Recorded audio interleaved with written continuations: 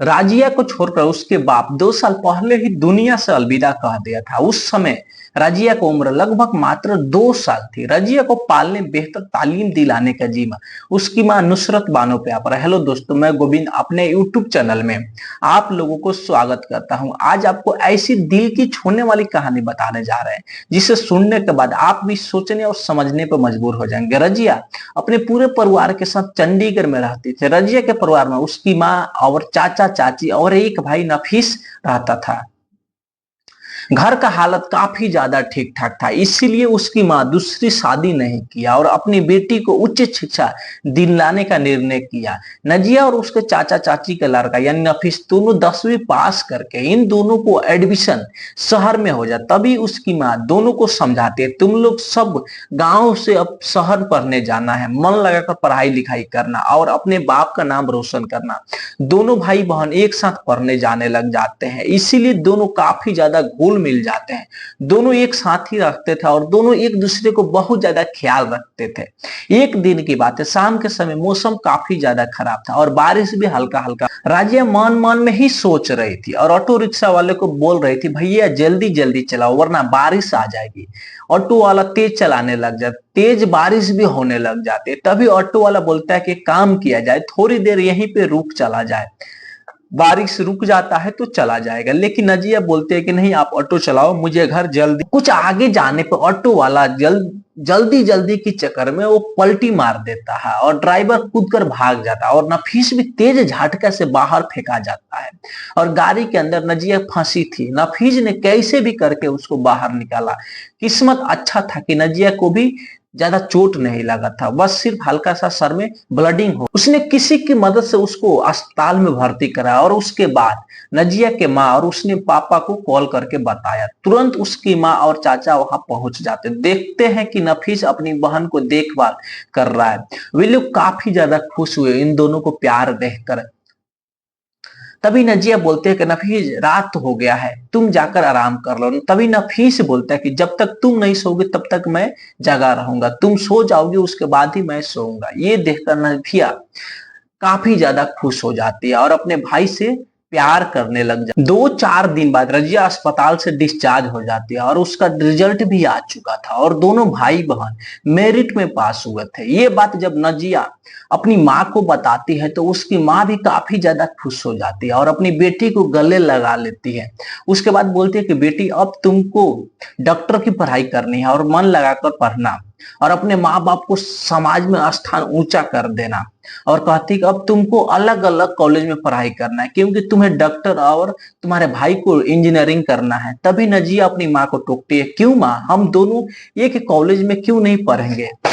अरे पगली, तुमको डॉक्टरी करना है और तुम्हारे भाई को इंजीनियरिंग, ये मुमकिन नहीं है। और लेकिन फिर उसकी माँ बोलती है कि लेकिन तुम दोनों एक ही शहर में पढ़ाई। ये बात सुनकर नजिया को तसल्ली मिलती है, दोनों का एडमिशन हो जाता है और दोनों अलग अलग रहने लग जाते हैं।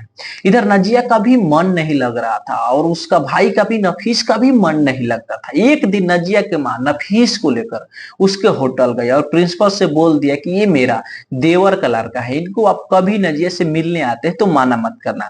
प्रिंसिपल मैडम भी बोलते हैं कि सप्ताह में सिर्फ संडे को ही मिलने के लिए मैं अनुमति दूंगी। उसकी माँ भी तैयार हो जाती है और नफिया भी तैयार हो जाती। उस दिन के बाद से जैसे ही संडे आता था वो सीधे नजिया से कॉलेज आ जाता था मिलने के लिए और दिन भर नजिया और नफीस दोनों पार्क में बैठकर बात करते थे। कैसे दिन निकल जाता था इन दोनों को पता ही नहीं चलता था। एक दिन की बात है, कॉलेज का छुट्टी था, दोनों भाई बहन घर पर ही थे। नजिया की माँ किसी काम की वजह से अपने मायके गई थी, घर पे सिर्फ नजिया और उसका भाई नफीस ही था। जैसे ही रात होता है नजिया बोलते कि भाई आ जाओ यहीं पे, यानी मेरे पास ही सो जाओ। नफीस भी नजिया के पास सो जाता है। उस रात इन दोनों के बीच जो भी दूरियां थी वो मिट गई थी, दोनों जिस्म एक जान हो गए। उसके बाद दोनों अपने अपने कॉलेज चला जाता है। लोग ऐसे ही एक दिन नफीस अपने दोस्त के साथ लेकर नजिया को मिलने चला जाता है और नजिया को इसका परिचय कराने लग जाता है। नफीस बोलता है कि ये अमान है, मेरा रूम पार्टनर, मैं इसी के साथ रूम में रहता हूँ। अमान नजिया को देखते ही प्यार करने लग जाता है, लेकिन नजिया तो अपने भाई से प्यार करती थी, इसीलिए उसने अमान को ज्यादा भाव और ज्यादा। उसके बाद एक दिन अमान नजिया से पूछता कि क्या तुम नफीस से प्यार करती हो क्या? नजिया बोलती है, हाँ मैं अपने भाई से प्यार करती हूँ। कोई शक है क्या? अमान को कुछ समझ में नहीं आ रहा था। ये दोनों भाई बहन है या प्रेमी प्रेमिका। एक दिन रजिया ने अपने प्रिंसिपल से कहा, मैडम हमें बाहर खाने के लिए 2 घंटे का समय मिलना चाहिए, क्योंकि हॉस्टल में सिर्फ शाकाहारी खाना मिलता है, मांसाहारी मिलता भी नहीं है। ठीक है, रविवार को चले जाना। प्रिंसिपल ने अपनी राजामंदी दे दिया। इसके बाद नफीस और रजिया मोटरसाइकिल पर सवार होकर एक होटल पहुंच गए। नफीस ने पहले से ही कमरा बुक कर रखा था। अब तो सिलसिला चल पड़ा और दोनों अपने तन की प्यास बुझाने होटल आ जाते थे।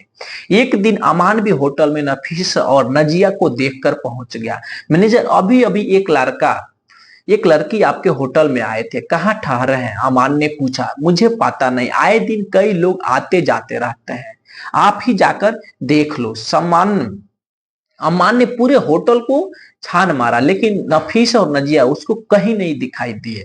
अगले दिन अमान ने नफीस से पूछा, कल मैंने तुम और रजिया को एक होटल में जाते हुए देखा था, पर तुम वहां अंदर कहीं नहीं दिखाया। मैं पूरा होटल को। नफीस चुपचाप सब कुछ सुनता रहा पर बोला कुछ नहीं। अमान के जाने के बाद नफीस रजिया से मिला और बोला, रजिया ऐसा लगता है जैसे हमारी जासूसी अमान कर रहा, और वो हमें ढूंढते ढूंढते होटल भी जा पहुंचा था। अब हमें दूरी कम करनी पड़ेगी, नहीं तो बवाल खड़ा हो जाएगा। रजिया डरते हुए बोली।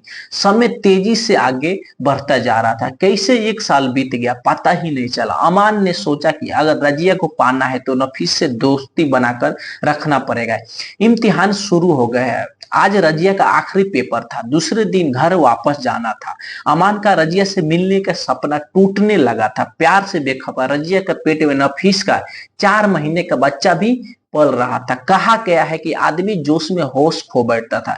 डॉक्टरी की पढ़ाई करने के बाद भी रजिया अपना बचाव नहीं कर पाई। अचानक उसके पेट में दर्द होने लग जाता। उसको भर्ती कराया गया। डॉक्टर ने चेकअप करके रजिया की माँ को बोला कि मेरा बात ध्यान से सुनिए, आपकी बच्ची पेट से है, अगर बच्ची को पेट से गिराने की कोशिश कीजिएगा तो आपकी बच्ची की जान भी जा सकती है, आगे आप जाने। डॉक्टर की बात सुनकर रजिया की माँ, अम्मी, चाचा, चाची सख्ते में आ गए। रजिया को घर लाए।